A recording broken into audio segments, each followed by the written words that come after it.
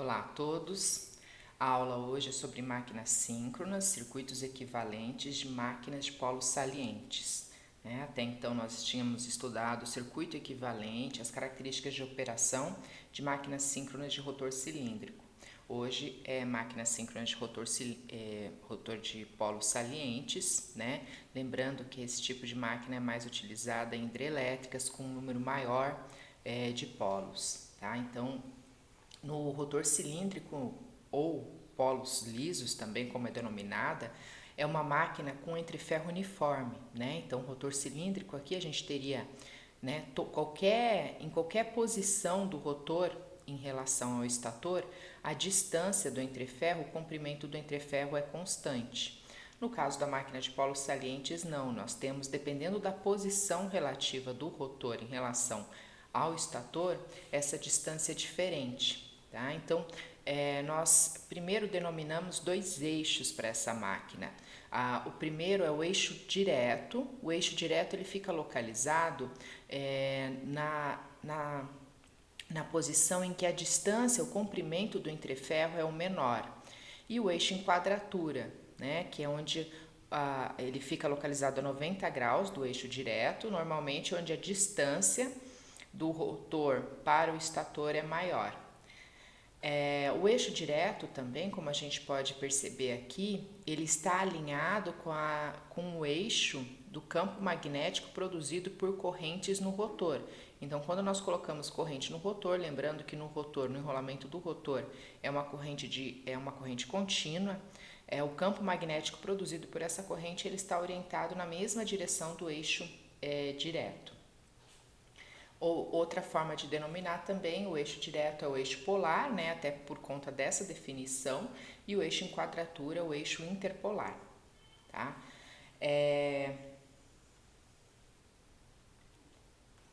A permeância, a gente vai falar em termos de relutância, em termos de permeância, que são as características magnéticas da máquina.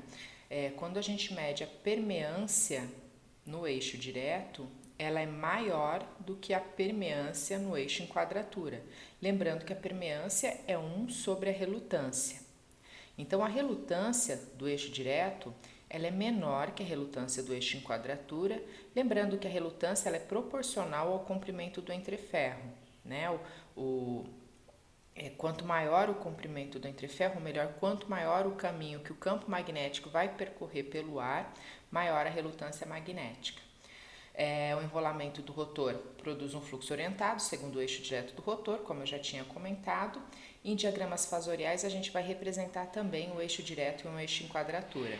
Então, esse eixo direto e eixo em quadratura que nós estamos representando em função de posições do rotor e do estator, ele também vai ser representado lá no diagrama fasorial, que é quando nós representamos as defasagens e os módulos da tensão e da corrente, das quedas de tensões em qualquer circuito elétrico, No caso aqui a gente representa para a máquina elétrica.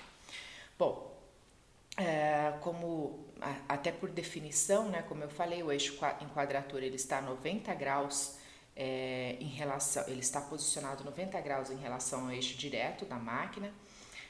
Então, nós vamos assumir também que ele está de acordo com a direção, com o sentido de rotação da máquina, que esse eixo em quadratura ele está adiantado 90 graus em relação ao eixo direto, tá? Então, isso é assumido por convenção.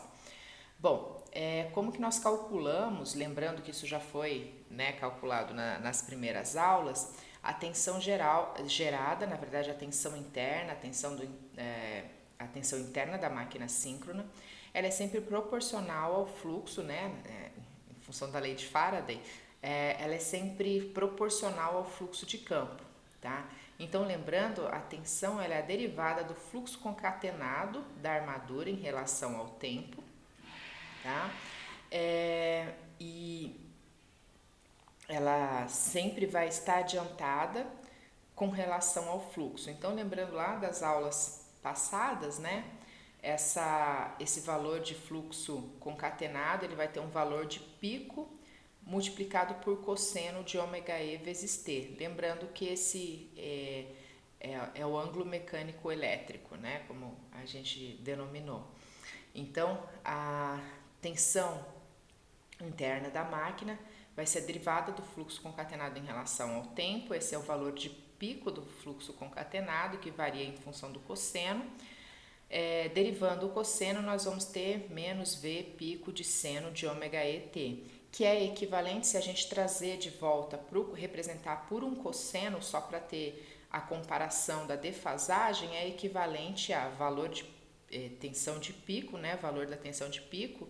Só lembrando aqui, estou simplificando, né, não tô, esse ômega aqui, ele vem para cá no momento da derivação, né, multiplica pelo fluxo concatenado de pico, mas em termos de representação, que o meu foco é a questão da defasagem. Então, a tensão interna da máquina, ela vai ser um valor de pico, um valor de tensão de pico multiplicado por cosseno de ômega MET, que é a mesma frequência angular do fluxo concatenado, mais 90 graus. Estou representando ambos por cosseno, assim a gente consegue verificar qual é a defasagem entre eles, tá? Então, a tensão elétrica, ou melhor, a tensão interna, o EAF da máquina, ele está 90 graus adiantado com relação ao fluxo produzido pela corrente de campo da máquina síncrona. Então, a gente poderia trazer uma representação desse EAF aqui para a estrutura da máquina. Se o eixo direto está aqui sobre o eixo do rotor, o eixo em quadratura está 90 graus e o eixo em quadratura ele está, a tensão interna da máquina estaria alinhada com o eixo em quadratura. Tá? Bom, agora quais são os efeitos dos polos salientes no entreferro da máquina e como que a gente pode levá-los em consideração? O primeiro passo, a gente vai realizar uma decomposição da corrente de armadura da máquina. A gente vai trazer uma componente de eixo direto e uma componente de eixo em quadratura.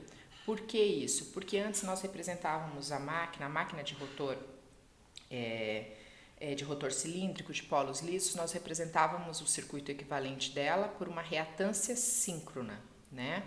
Porque independente da posição que o fluxo resultante atravessava o entreferro, o comprimento do entreferro era sempre constante, né? Agora, no caso da máquina de polos salientes, a posição, o fluxo resultante da máquina, quer dizer, o fluxo resultante é composto pelo fluxo de armadura e o fluxo do enrolamento de campo, ele pode atravessar a máquina, atravessar aqui o entreferro da máquina em diferentes posições, né? Em quais posições? Vai depender do quê? Vai depender do ponto de operação da máquina. Vai depender muito da posição, ou melhor, da defasagem entre a tensão interna, entre o EAF e a corrente de armadura. Essa posição depende do quê? Depende muito do fator de potência da máquina. Então, se nós voltarmos a análise lá para a máquina síncrona de rotor cilíndrico, né, a posição relativa entre a corrente de armadura e o EAF depende do fator de potência da máquina, tá? Então, da mesma forma, aqui, se a máquina se o fluxo resultante da máquina vai atravessar mais no eixo direto ou mais no eixo em quadratura, vai depender da posição da máquina. Além disso, como que nós vamos representar esse circuito equivalente? Como que nós vamos representar essa diferença, né, de relutância da máquina quando o fluxo está mais para o eixo direto ou quando o fluxo está mais para o eixo em quadratura? Nós vamos representar agora por duas reatâncias, uma reatância de eixo direto e uma reatância de eixo em quadratura. A reatância de eixo direto vai ser calculada utilizando a relutância de eixo direto, que é uma relutância menor, e a relutância do eixo em quadratura vai ser calculada utilizando a relutância do eixo em quadratura, que é uma relutância maior, né? Porque o entreferro é maior nessa posição. Então, para o gerador de polos salientes, com fator de... Vamos assumir um fator de potência indutivo, porque ele acaba sendo o tipo mais comum, né? O ponto de operação mais comum de se verificar com a máquina, né? A gente tem um diagrama fasorial apresentado aqui, tá? Então, vamos, assim, só para título de simplificação, lembrando que nós sempre colocamos como referência a tensão terminal, mas aqui só para ajudar na análise, principalmente na decomposição da corrente de armadura, vamos utilizar a tensão interna como a tensão de referência, tá? Então, verifiquem aqui que a tensão interna, o meu EAF, eu estou utilizando como referência nesse diagrama fasorial. Verifica que o fluxo produzido pelo enrolamento de campo, ele está 90 graus atrasado em relação à tensão interna, como a gente pode ver aqui, né? Não só o fluxo produzido pela corrente de campo, a gente representou a corrente, a corrente de campo, desculpa, é só o fluxo aqui produzido pelo enrolamento de campo, né? Ele está 90 graus atrasado aqui em relação à tensão interna da máquina. Bom, como foi colocado aqui, né, é um gerador de polos salientes com fator de potência indutivo. Fator de potência indutivo significa que a corrente de armadura, na verdade significa que a corrente de armadura está atrasada em relação à tensão terminal, né? Como eu não estou representando tensão terminal aqui, mas a gente já sabe que é um gerador, tá? Então a corrente de armadura ela vai ficar atrasada também em relação à tensão interna, tá? Então vocês verifiquem aqui, ela está atrasada, né? Em relação à tensão interna. Agora, qual é o que tem que ser feito, né? Como eu falei, dependendo dessa posição aqui da corrente de armadura, ela vai enxergar uma relutância maior ou menor, dependendo se ela está mais próxima do eixo em quadratura ou do eixo direto. A gente sabe, posicionando, né, relacionando esse diagrama fasorial com as posições da máquina, com a geometria da máquina, nós sabemos que a tensão interna ela está defasada 90 graus em relação ao eixo direto. Então a gente sabe que nós temos essa posição aqui, né? O eixo direto, ao fluxo produzido pelo enrolamento de campo da máquina, ele está sobre o eixo direto, onde eu tenho uma relutância menor, enquanto de quadratura está sobre na posição que eu tenho uma relutância maior. Então a alternativa é nós pegarmos a corrente de armadura, uma vez que ela está posicionada aqui no diagrama fasorial, e decompor uma componente para o eixo direto, uma componente para o eixo em quadratura. Como que eu faço essa decomposição? A partir do momento que eu tenho esse ângulo, lembrando que a gente sempre, uma vez que você calculou a corrente de armadura, tem um fator de potência, é bastante simples obter esse ângulo. Com esse ângulo, utilizando senos e cossenos, eu consigo decompor uma componente do eixo direto e a outra componente do eixo em quadratura, tá? Então, a grande diferença do circuito equivalente da máquina de polos lisos ou rotor cilíndrico para a máquina de polos salientes é a questão, primeiro, que eu tenho duas reatâncias, reatância de eixo direto e reatância de eixo em quadratura, ao invés de uma reatância síncrona, como era o caso da máquina síncrona de rotor cilíndrico. E além disso, uma vez calculada a corrente de armadura, que se tem o ângulo da corrente de armadura, eu vou decompor a corrente de armadura em uma componente de eixo direto e uma componente de eixo em quadratura. Tá? Aqui a decomposição, como a gente pode ver, tá? Isso aqui era só passo a passo o que eu expliquei. Tá? Então, o circuito equivalente da máquina de polos salientes, a reatância equivalente da máquina, então ela é representada por duas reatâncias de eixo direto e de eixo em quadratura. Tipicamente, quem que é maior, XQ ou XD, né? A gente pode relacionar sempre qual é a maior reatância pensando na relutância, porque é mais fácil lembrar quem tem menor relutância. Quem tem menor relutância é o XD, né? O XD tem menor relutância porque o comprimento do entreferro é menor ali. Se o XD tem menor relutância, a relação para calcular a reatância é inversamente proporcional à relutância. Logo, o XD é normalmente maior e o XQ ele é 60, em média, né, tipicamente nas máquinas elétricas, o XQ ele é entre 60% e 70% do XD. Tá? Então, para cada uma das componentes de correntes de armadura decomposta, né, no eixo direto e no eixo em quadratura, vai estar associado uma queda de tensão nas reatâncias síncronas, que é J e D XD e J e Q XQ, tá? Então, como que agora a gente vai representar o diagrama fasorial equivalente completo aqui, utilizando essas quedas de tensão. Então, como que nós vamos representar? Esse diagrama fasorial, novamente, a tensão interna foi representada como referência. Lembrando que referência é sempre uma questão de escolha, tá? Mas até o momento a gente sempre utilizava, e vamos continuar, na verdade, a gente sempre utilizava a tensão terminal como referência porque era por questões de simplificação dos cálculos, tá? A gente vai continuar utilizando, só que no diagrama, na representação dessa parte do diagrama fasorial é mais didático, nós mantemos agora a tensão interna como referência, tá? Utilizando como referência para o diagrama fasorial, tá? Então, nesse caso, nós temos a tensão interna aqui. Lógico, nesse diagrama fasorial eu já tenho todos os valores, todos os ângulos, tudo decomposto, né? Depois o desafio vai ser, né, justamente isso. A gente não vai ter todos os ângulos, a gente não vai ter o valor de componente de eixo direto, componente em quadratura, né? Bom, então aqui primeiro a primeira situação, o EAF, o VT, né? Lembrando, como eu sempre falo, às vezes é representado por VT, às vezes por VA, dependendo da figura de qual livro que eu utilizo, tá? Mas são as mesmas, é a tensão terminal da máquina. Nesse caso, a máquina ela é um gerador, porque embora eu estou usando tensão interna como referência, a gente pode ver que a tensão interna ela está adiantada com relação a VT, né? Nós temos aqui mas esse delta é negativo, mas esse delta é negativo, mas quem está aqui é a tensão interna e aqui é a tensão terminal, né? Normalmente a gente representa a tensão terminal como aqui na referência. Além disso, a gente consegue, tá? Então, olha, essa máquina tem um fator digamos, essa máquina tem um fator corrente de armadura, o módulo da corrente de armadura é tal.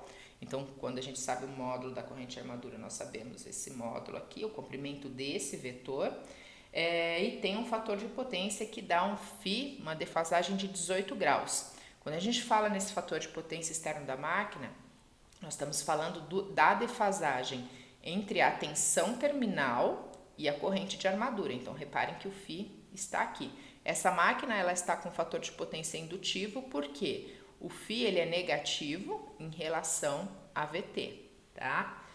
Bom, a partir disso, eu tenho φ e eu tenho delta, tá? Reparem que é utilizada a somatória desses dois ângulos para ter para decompor na corrente de enquadratura e a corrente de eixo direto. Porque, lembrando, como que eu vou fazer para posicionar os eixos em quadratura e o eixo direto? Eu vou primeiro identificar onde que está a tensão interna da máquina. Onde estiver essa tensão interna da máquina, vai estar o eixo em quadratura da máquina.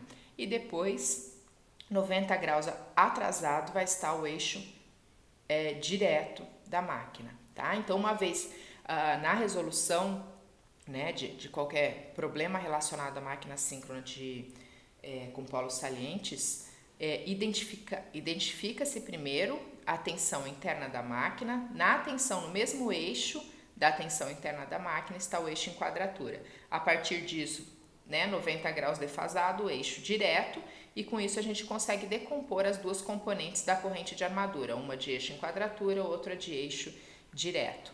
Bom, agora aqui como que eu faço, né, para ter a equação final da máquina? Então, lembrando, EAF é igual, EAF vai ser igual a VT mais a queda de tensão na resistência. A queda de tensão na resistência ela vai continuar sendo multiplicada pela corrente de armadura.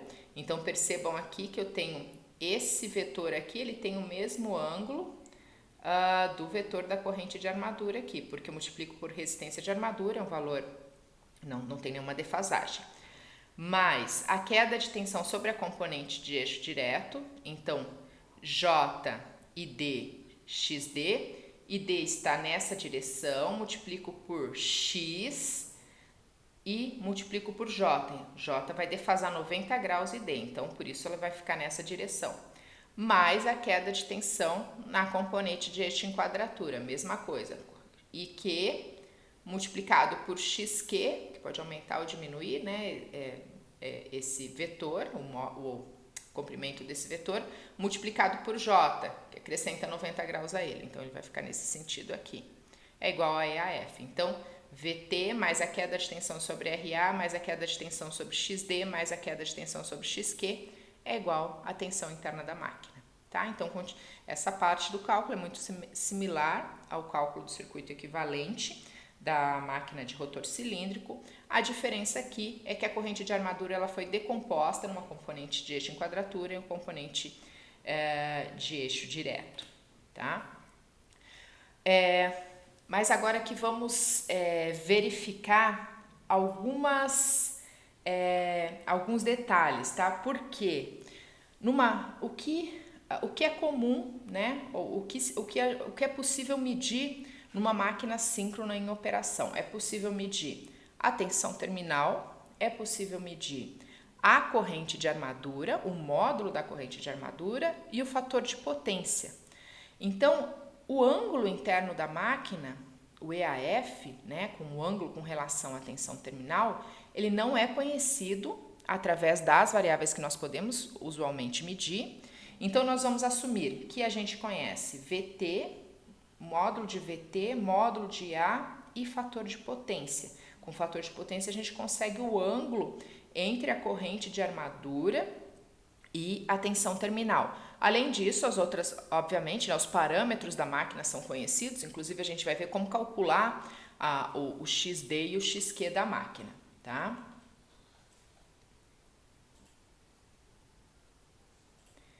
Então, vamos lá. A partir do momento que nós temos todas essas variáveis conhecidas aí, a primeira coisa que nós vamos ver para o diagrama fasorial. Primeiro traço do diagrama fasorial vai ser o vetor de tensão terminal. Então, tenho aqui o vetor de tensão terminal. Depois, como eu falei, a defasagem entre a tensão terminal e a corrente de armadura, ela é conhecida porque se tem o fator de potência. Então, eu venho aqui e traço a corrente de armadura, né, com a defasagem φ. Bom, próximo passo, né? Eu tenho a queda de tensão sobre a resistência de armadura. Então, representei aqui. Essa a gente consegue calcular também porque é conhecido. Eu tenho aqui a defasagem da corrente de armadura, né? Multiplico IA por RA e coloco aqui com a mesma defasagem. Cheguei aqui nesse ponto O. Bom, agora o que eu tenho que descobrir? Eu tenho que calcular qual que é o EAF, mas a gente não tem essa informação aí. Porque calcular o EAF, eu preciso do ID e do IQ, certo? Então, na verdade, o que a gente vai fazer? A gente vai calcular um EAF linha.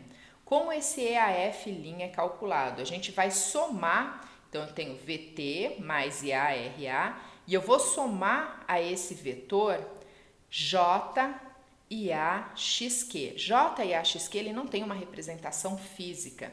Aqui a gente vai usar um artifício matemático. Por quê? Verifiquem aqui, lógico que esse diagrama ele já está completo, né? Mas verifiquem que se eu somar VA mais IA, RA, se eu somar J, IA, XQ, eu chego aqui num valor menor que o EAF, mais num valor que a gente chama, numa tensão que a gente chama de EAF linha, mas EAF linha ele tem o mesmo delta do EAF. Por que ele tem o mesmo delta, né? Como eu falei, XQ ele é normalmente de 60% a 70% de XD. Se a gente pegasse XQ vezes se a gente pegasse aqui ID vezes X, Q, e D vezes XQ. A gente teria essa parte aqui, né? Na verdade, a gente não viria até aqui se nós pegássemos ID vezes XD. A gente tem uma diferença aqui de 30 a 40%, né? Dependendo se eu estou... dependendo da relação entre XD e XQ. Né? Se a gente pegasse o vetor correto, a gente viria até aqui o final. O vetor correto que eu digo... XD vezes ID. Só que a gente vai pegar só XQ vezes ID, né? Na verdade não vai nem pegar, é só para fazer o equivalente. E aqui eu tenho xq vezes IQ, esse vetor aqui. A resultante entre esses dois vetores, eu estou multiplicando ID por uma constante, que é xq, só porque ela é a mais prática, e o outro vetor por outra constante. Aí eu tenho o resultante dele. O resultante dele é o IA vezes a mesma constante. Então, eu tenho ID e Q. A resultante entre ID e Q, a gente sabe que é IA, porque inclusive eles foram decompostos de IA, né? Agora, se eu multiplico todos os três vetores por uma constante, que nesse caso é xq, eu sei que a resultante, se eu ID por xq e Q por xq, eu sei que a resultante aqui é IA por xq, né? Que é exatamente o que a gente está usando aqui. E aí ela chega numa tensão EAF', cujo módulo é menor que EAF, mas que tem o mesmo ângulo de EAF. Por que isso é importante? Porque uma vez que eu coloco o EAF' aqui, eu consigo identificar o ângulo interno da tensão da máquina, somente o ângulo interno e não seu módulo, mas com esse ângulo interno eu consigo agora decompor a corrente de armadura em IQ e ID. Antes, até então, não estava decomposta, lembrando que eu usei IA para chegar aqui. Eu só falei de ID e Q para justificar a utilização do IA aqui, tá? Então, consegui calcular a tensão, consegui calcular o ângulo da tensão interna. Com isso, eu pego IA e decomponho em Q e em ID e posso continuar, né, o cálculo agora. Agora sim, calculando, né, ID e Q, calculando a queda de tensão, ID vezes JXD, que vai vir até o final, mais IQ vezes JIQ, que vem até aqui no meu EAF final, que é a tensão interna real da máquina.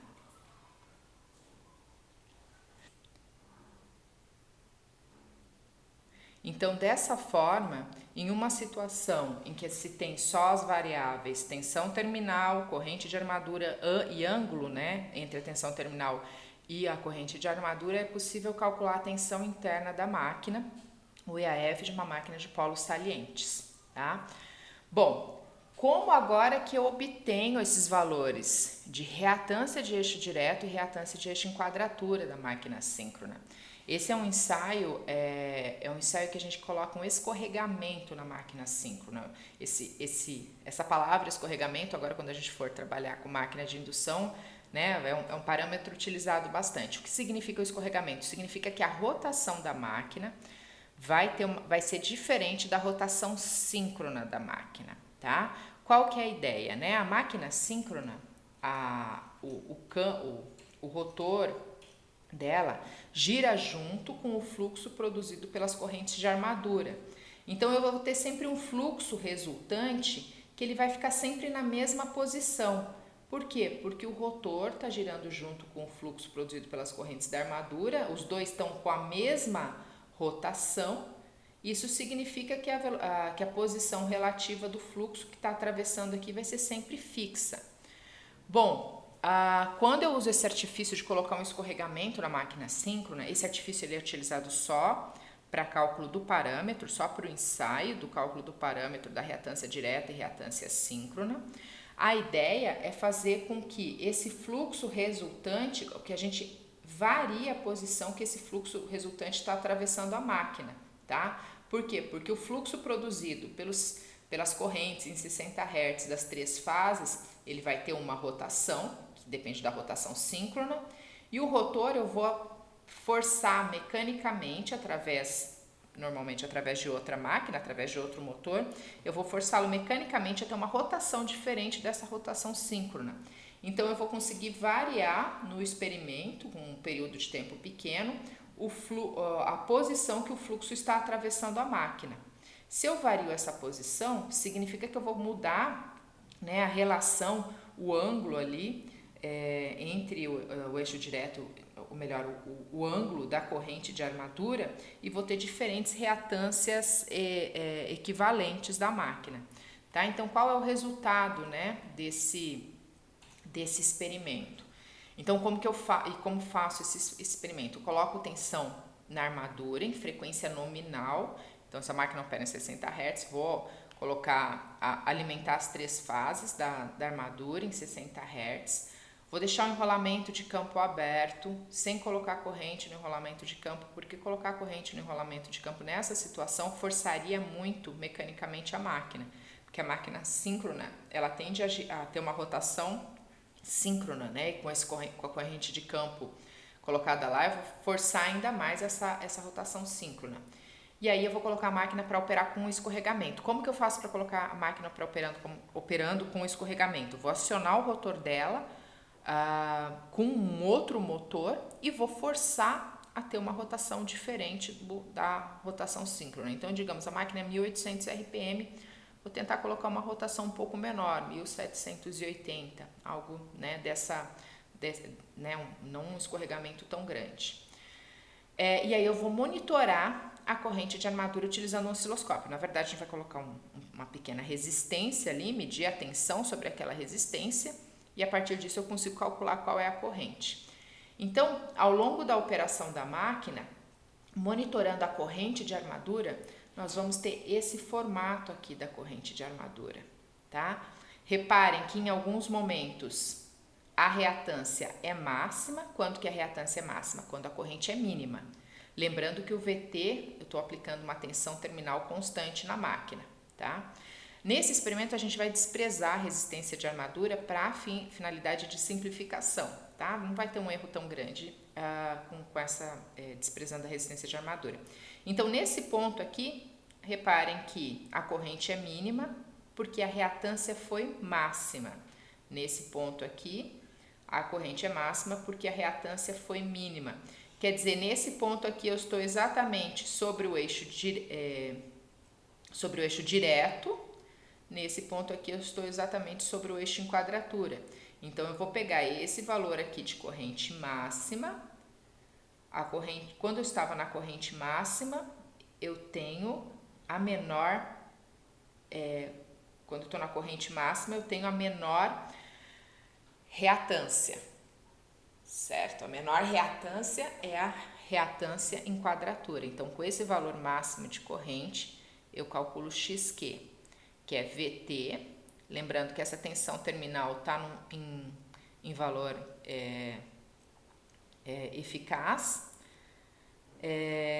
E aí eu peguei aqui o valor máximo, peguei o valor de pico de corrente, então eu tenho que dividir esse valor de pico por raiz de 2 para ter o valor eficaz.